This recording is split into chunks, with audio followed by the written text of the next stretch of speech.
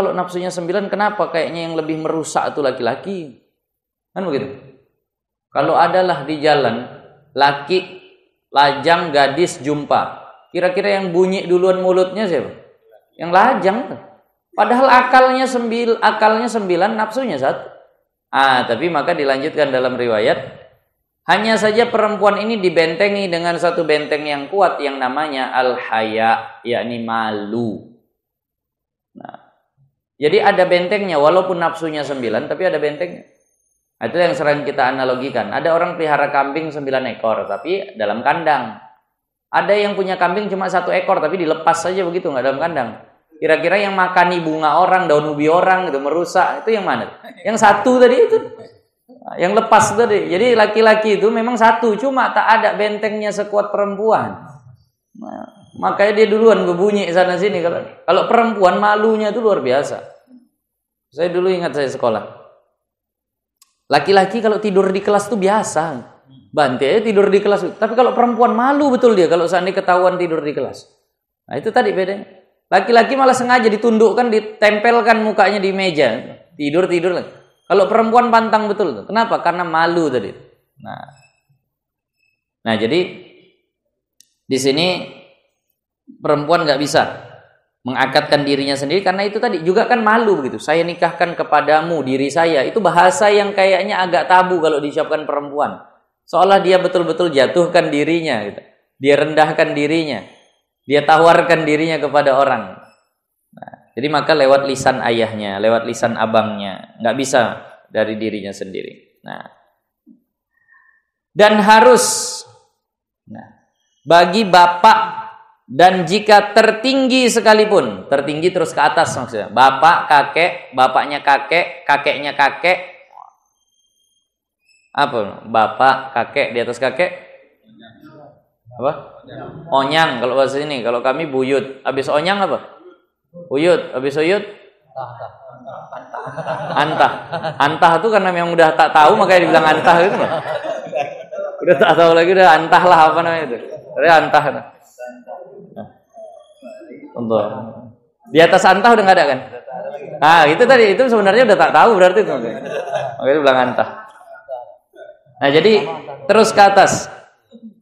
Boleh apa? Boleh bagi bapak dan jika terus ke atas sekalipun mengkawinkan mulinya. Artinya orang yang dia walikan. Di situ tulisannya apa? Mauli. Muali. Itu yang lebih tepat. Mualinya. Mualinya yang bikir. Bikirnya artinya perawan. Nah, jadi boleh dia mengkawinkan mualinya yang bikir. Bikir ini artinya perawan. Dengan tiada izinnya, tanpa izin. Ini pembahasan tentang ijbar, wali mujbir, wali yang boleh menikahkan paksa. Maksud menikahkan paksa itu bukan diseret anak itu ke pelaminan, bukan. Tapi maksud menikahkan paksa itu dinikahkan tak pakai izin dari anak gadisnya. Siapa yang boleh melakukan itu? Bapak, kakek, ayahnya kakek, terus ke atas. Nah, tadi. Boleh menikahkan yang tapi syaratnya perawan ya. Nanti ada pembahasan lanjutannya. Dengan tiada izinnya. Tapi ada syarat, bukan sembarangan. Mentang-mentang ayah nikahkan saja anak gadisnya sama sembarang orang. Tapi ada syaratnya. Dengan syarat apa? Nah, di sini dikatakan dengan bahwa mengkawinkan dia dan tiada antara keduanya berseteruan yang nyata. Jadi si ayah sama si anak hubungannya memang masih baik. Bukan bermusuhan. Kalau bermusuhan nggak boleh. Takutnya ayah terbawa perasaan. Menikahkan anak memang sengaja ingin menjerumuskan anak. Karena memang ayahnya tak suka sama anaknya.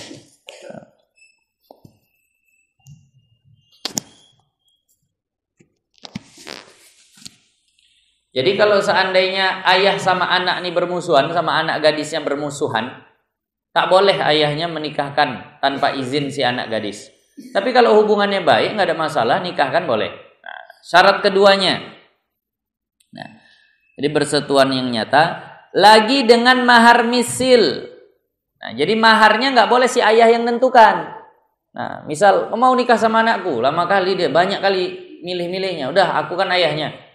Nah, mau kau nikah sama anakku, biar ku nikahkan sekarang. Nggak bilang dulu sama anak. Alah, aku wali mujbir. Gampangnya tuh bisa. Nah, maharnya Pak, ala kasih aja emas 1 gram, nggak boleh begitu. Maharnya harus mahar misil, mahar yang layak untuk perempuan itu. Ini yang memang sampai sekarang saya kalau ditanya nggak bisa juga, saya nggak pandai nentukannya. Misal dibawalah perempuan di hadapan saya, Ustaz ini anak saya nih, mahar misilnya berapa? Nggak pandai saya nentukan. Nah, mahar misil itu pasaran lah, dilihat dari agamanya, dilihat dari pendidikannya, dilihat dari cantiknya, dilihat dari keluarganya. Kira-kira dengan yang seperti itu berapa cocoknya dihargakan mahar standar baginya. Nah, ya bisa juga jadi ukuran keluarganya. Dulu kakaknya berapa? Itu bisa juga jadi perbandingan, jadi pertimbangan. Nah, orang-orang yang kawan-kawan setingkat dia tuh seberapa biasanya di daerah dia. Nah, itu jadi pertimbangan. Jadi urf menentukan mahar misil ini. Nggak ada dhabit khususnya. Kalau ketentuan maharnya nanti kan ada. Kita kalau dibatasi begitu lebih suka kita. Jadi kalau mahar itu ketentuannya ini yang sunnah, tidak kurang dari 10 dirham, tidak lebih dari 500 dirham. Itu bagusnya mahar. Ini mana tahu ada anak-anak gadis yang mengaji. Nah, mahar itu sunnahnya antara 10 dirham sampai 500 dirham. Berapa 1 dirham tuh? Kalau dulu 1 dirham tuh 1/10 dinar. Jadi 1 dinar tuh 10 dirham. Dulu tuh begitu. 1 dinar tuh berapa? 1 dinar tuh harga seekor kambing kalau dulu. 2 juta lah. Berarti 1 dirham 200.000. Berarti kalau dibilang sunnah jangan kurang dari 10 dirham 2 juta. 200.000 jangan kurang dari 10 dirham 2 juta. Nah, dan jangan lebih dari 500 dirham 100 juta. Ya, 100 juta. 200.000 kali 500 100 juta. 100 juta. Banyak juga 100 juta tuh. Nah, jadi minimalnya antara itulah. Nah, tengah-tengah situlah. Tapi diingat bagi para gadis, Rasulullah bersabda, "Aksaruhunna barakatan, aisaruhunna mahran." Wanita yang paling banyak berkahnya adalah wanita yang paling mudah maharnya. Bukan murah, mudah. Kalau mudah relatif. Kalau murah itu bisalah dipastikan. Tapi kalau mudah ini kan relatif. Kalau ada seandainya laki-laki penghasilannya sebulan 30 juta. Ya masa ngasih 20 juta saja payah. Nah, kan itu masih mudah. Tapi kalau si calon mempelai laki-laki penghasilannya sebulan 700.000, disuruh 20 juta ya itu payah. Nah, jadi carilah bahasanya yang mudah. Nah, tanda perempuan tuh banyak berkahnya, mudah maharnya. Berarti dia tak cari dunia saja. Tapi sekarang ini beralih. Ini anak-anak gadis diperhatikan nih. Yang jadi hak kalian itu adalah mahar. Jadi maka silahkan tentukan mahar. Tapi kadang cinta nih ngalahkan mahar. Yang penting jadilah. Janganlah langsung obral murah begitu ketika memang sudah cocok. Ada sedikit harga diri. Tapi sekarang yang mahal tuh justru bukan maharnya. Uang apa nih? Angus. Uang angus. Entah kenapa dibilang uang angus, tak tahu juga. Kalau di Medan ganti jadi uang kasih sayang. Nah, itu akad sebenarnya harus dijelaskan. Itu untuk siapa? Supaya nggak berebut nanti istri sama emaknya. Nah, itu punya emak atau punya istri itu. Jadi jelaskan. Nah, kalau dia bilang ini bagian dari mahar, berarti punya istri. Tapi kalau dia bilang ini uang kasih sayang, nah uang angus, ini untuk pesta-pesta, nah untuk keyboard pula lagi. Nah, jadi sebenarnya bagusnya dijelaskan. Ini untuk keluarga lah yang menanggung jawabi pesta. Ini untuk dia. Dia yang ngurus pesta, ini untuk dia. Nah, yang ini mahar, ini yang untuk istri. Jadi harus jelas. Nah, tadi. Jadi kita nggak tahu uang hantaran, uang pesta, uang hangus, uang kasih sayang itu di zaman Rasulullah apakah memang ada? yang ada pembahasan di kitab begini. Hadiah, nafkah yang diberikan menjelang pernikahan dengan niat menikahi, maka itu hukumnya sama seperti mahar. Aku ngasih kau itu karena aku mau nikah sama kau, maka itu hukumnya seperti mahar. Kalau tak jadi nikah, balikkan. Nah itu, kalau tak jadi nikah, balikkan. Lemari, tempat tidur, semua udah diantar. Rupanya cekcok tak jadi, balikkan. Bahkan dalam kitab tuh walau bimilhin, walaupun garam saja. Udah belikan bawang dari laki-lakinya, garam, udah semua balikkan tuh. Kenapa? Karena itu memang dia berikan dengan alasan mau menikah. Maka hukumnya sama dengan mahar. Nah, tadi. Jadi maka perempuan kalau ada dikasih gitu langsung bahasanya putuskan saja. Ini kaitannya sama nikah atau enggak nih? Kalau enggak berarti udah 100% milik perempuan tuh. Kalau katanya ya ini kan karena mau nikah makanya kasih. Nah itu berarti kalau enggak jadi harus dibalikkan. Nah, jadi itu. Jadi untuk perempuan nih tentukan sajalah mahar. Berapalah yang mau. Itulah yang nanti jadi pegangan. Kalau itu mau dijadikan modal usaha atau yang lain silahkan. Mau dibelikan untuk yang keperluan pribadi yang lain silahkan. Itu suami nggak boleh ganggu gugat lagi. Kalaupun mau minta ya minta izin lah. Dek bisa abang pakai mahar abang yang hari itu di abang kasih. Kan abang kasih emas 10 gram. Jualkanlah dulu 1 gram untuk ini untuk itu. Kalau istri bilang enggak lah bang. Ya itu hak istri itu memang sudah punya dia. Ih pelit kali kau, aku ngasih 10, minta 1 aja tak boleh. Ya punya aku. Jadi tadi. Jadi jangan murah kali mahar pula. Jadi harus dengan mahar misil. Kalau si suami yang mau dinikahkan oleh ayahnya tadi itu, calon suami yang dipilihkan ayahnya tadi itu mau anaknya dinikahkan tanpa izinnya, suaminya nggak bisa bayar mahar misil, maka nikah paksanya tidak sah. Nah, kemudian syarat berikutnya kalau mau menikahkan anak tanpa izin, di samping jangan ada permusuhan, di samping bisa dengan mahar misil, syarat berikutnya daripada naked negerinya, mata uang negerinya. Kalau kita di sini ya harus rupiah. Jangan pakai ringgit. Nah, jangan pakai mata uang lain. Jadi pakai mata uang negerinya. Berapa mahar misilnya? Kayaknya kalau begitu sekitar 20 juta lah perempuan seperti. Ya harus 20 juta rupiah.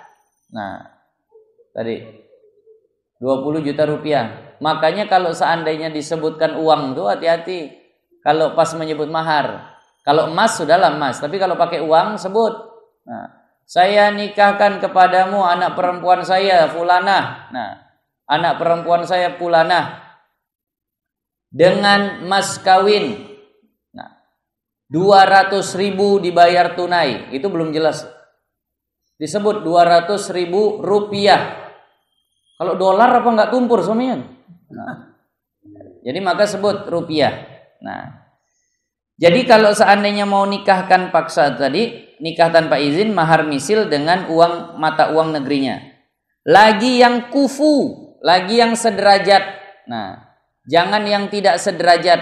Kalau dinikahkan tidak sederajat maka tidak sah nikah tanpa izinnya. Tapi kalau udah izin ya boleh. Ini kan kasus nikah yang tidak minta izin sama anaknya. Maka harus sederajat, harus sekufu. Sederajat ukurannya seberapa? Sederajat itu yang jadi ukuran itu mungkin nanti ada di sebelah. Nah, itu ada. Akan datanglah kita bahas tuh. Halaman 147 faslun fil kafaatil mu'tabarah fin nikah. Fasal tentang sekufu yang dianggap dalam nikah itu nanti. Nah, profesi, nah, nasab, kemudian juga harta juga jadi pertimbangan. Nah, agamanya, nah, itu juga jadi pertimbangan. Merdeka atau budak itu juga jadi pertimbangan.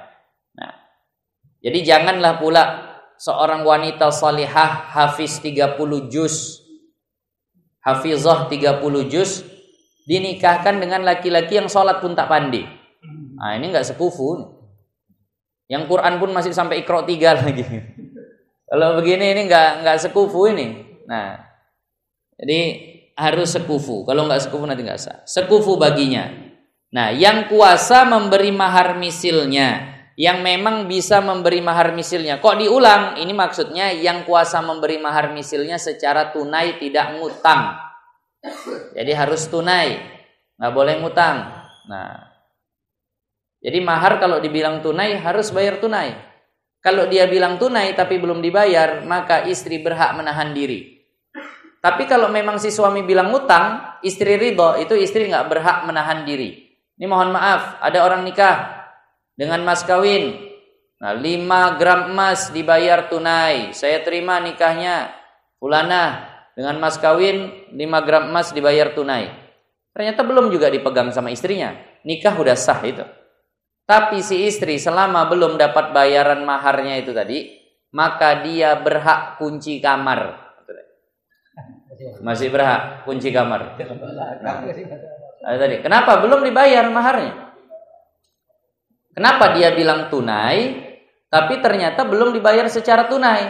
Nah, tapi kalau memang dia bilang 5 gram emas dibayar ngutang atau nyicil atau muajjal bahasa Arabnya, si istri ridho itu nggak ada hak untuk kunci kamar. Dek, ya belum abang bayar. Loh, tapi udah abang bilang ngutang, kok bilang iya. Di akad pun udah dibilang begitu. Nggak boleh itu kalau begitu. Jadi yang boleh menahan diri ketika dibilang tunai tapi ternyata belum dibayar. Nah, itu tadi.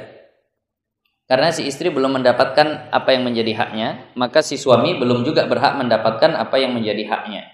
Nah, kemudian, ini misalnya, sama ada yang pikir itu besar atau kecil, yang berakal atau yang gila, sama hukumnya semua. Baik yang perawan itu besar atau kecil, jadi sah saja menikahkan anak-anak. Anak umur 2 tahun kalau mau dinikahkan pun sah, kalau mau. Tapi kumpulnya nanti ketika fisiknya sudah siap, jangan sampai menimbulkan mudarat. Nah, jadi boleh saja. Yang hari itu kasus yang sempat heboh tuh, Syekh Puji ya, wah Syekh Puji, wah dihujat begini. Sebenarnya dalam Islam ya nggak masalah. Kalau hukum Islamnya nggak ada masalah. Hanya saja adatnya atau pandangan sosial itu nggak ada masalah. Nah, tadi maka kalau seandainya menikahi itu saya puji itu kan anak SMP ya kalau nggak salah. Ya itu boleh saja. Anak SD pun boleh kalau dalam Islam. Nah, tapi tinggal lagi kalau dinilai secara medis fisiknya belum siap untuk kumpul bersama suaminya, maka nggak boleh dilakukan, haram, menyebabkan mudarat. Tapi kalau dalam medis katakan, oh ini udah nggak ada masalah nih, ya boleh saja, silakan. Jadi jangan kita ikut-ikutan latah menghujat segala macam. Jangan sampai bahasanya kita seperti orang yang tak tahu hukum. Nah, walaupun memang secara kacamata adat, kacamata kebiasaan itu kurang pas. Tapi kalau ditanya, sah nggak nikahnya? Nikahnya sah. Yang disayangkan apa? Kenapa kau hujat? Bikin heboh di masyarakat. Masyarakat ini kan payah jumpa-jumpa begitu. Nah, maunya janganlah begitu, nggak bijak. Masuk TV pula lagi. Nah, kalau mau diam-diam aja, nggak usah sampai tersorot orang. Ya nikahnya sah. Yang kusayangkan tuh sikapnya.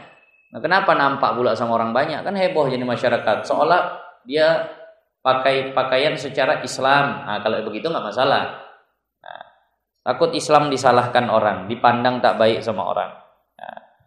Jadi yang seperti itu nggak masalah. Jadi mohon maaf begini, Islam itu sering diserang karena Nabi Muhammad menikahi Sayyidatuna Aisyah yang katanya masih kecil.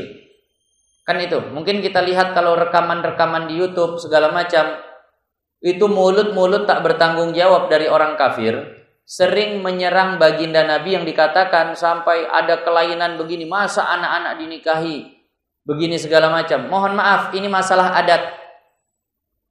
Kalau ada yang berkata begitu, maka bilang begini.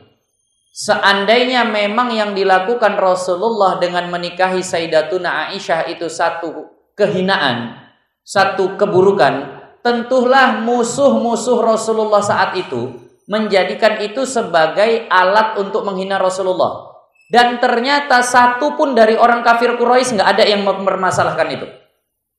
Nggak ada satu lisan orang kafir Quraisy menghinakan Rasulullah dengan nikah sama Sayyidatuna Aisyah. Maknanya apa? Diterima saat itu perlakuan Rasulullah. Dan itu sudah biasa berarti.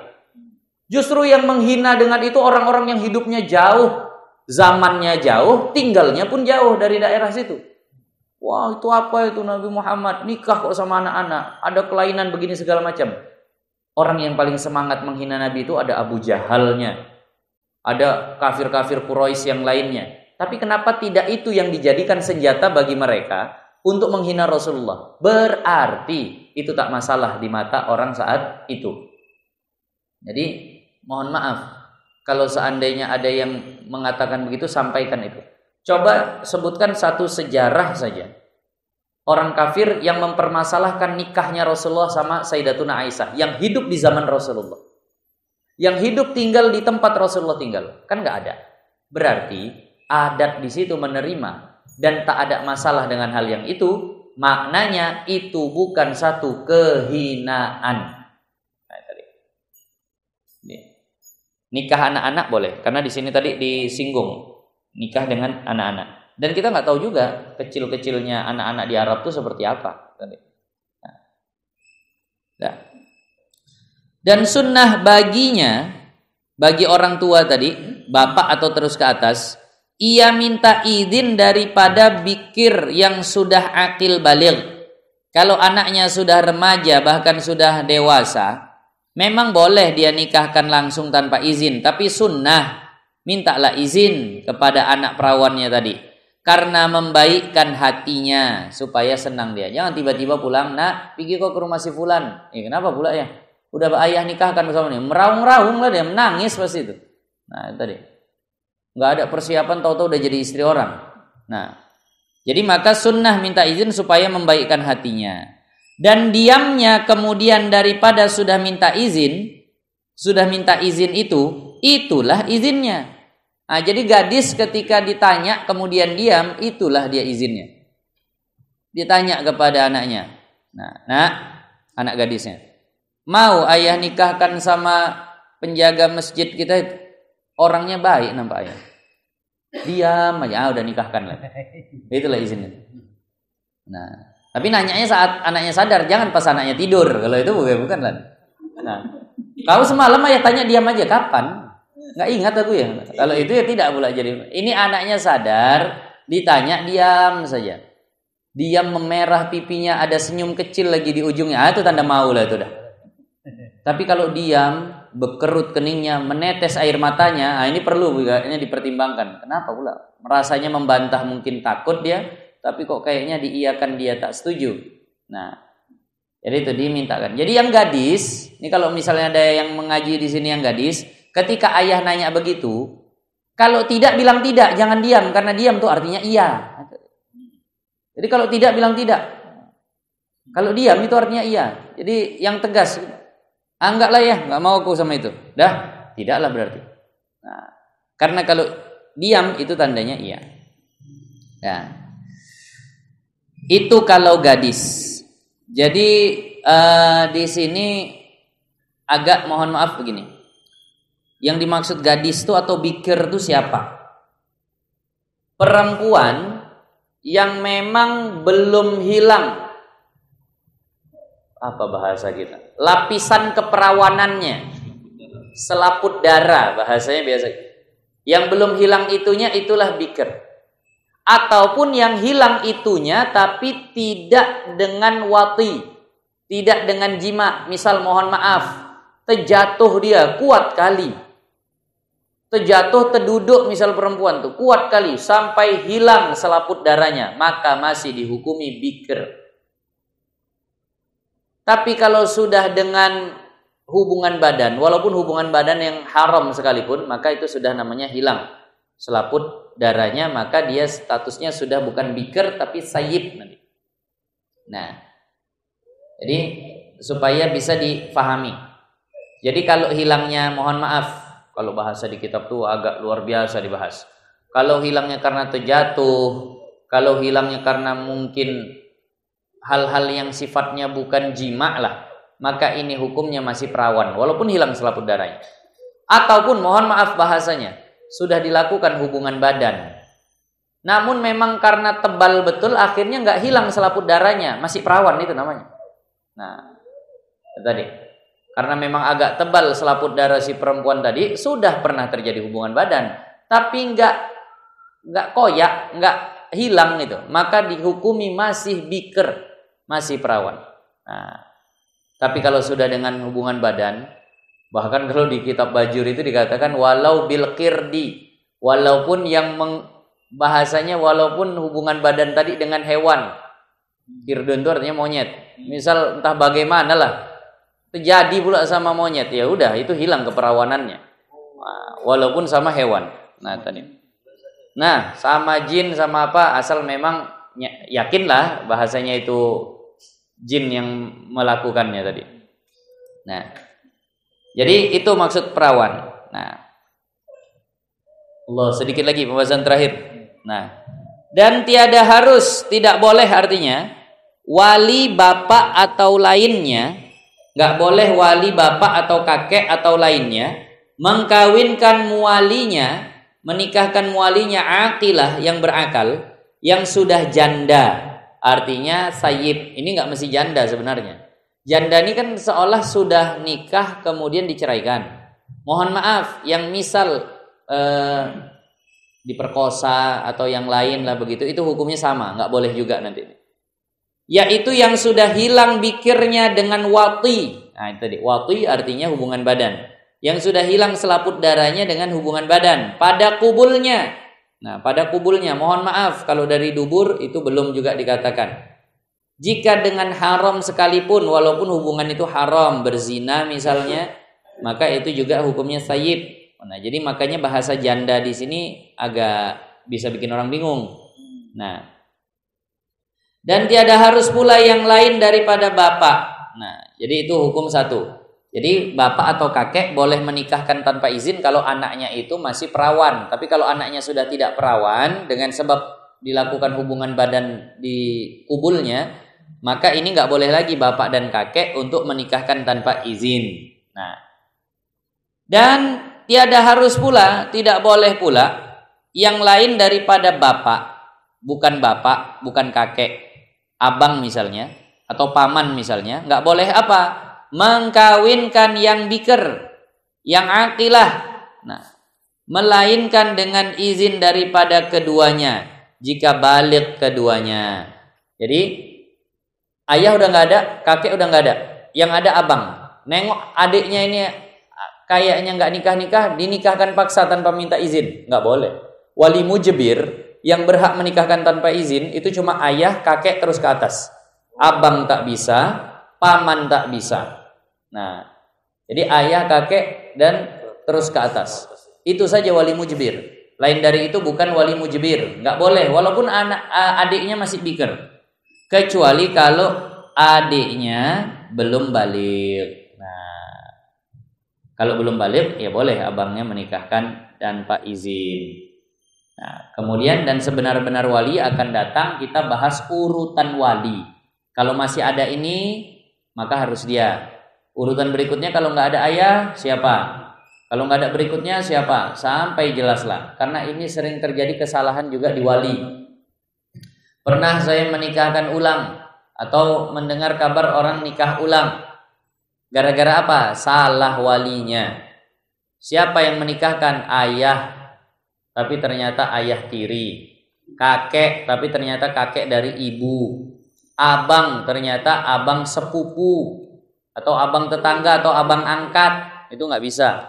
Nah, jadi itu insya Allah akan datang, kita akan bahas.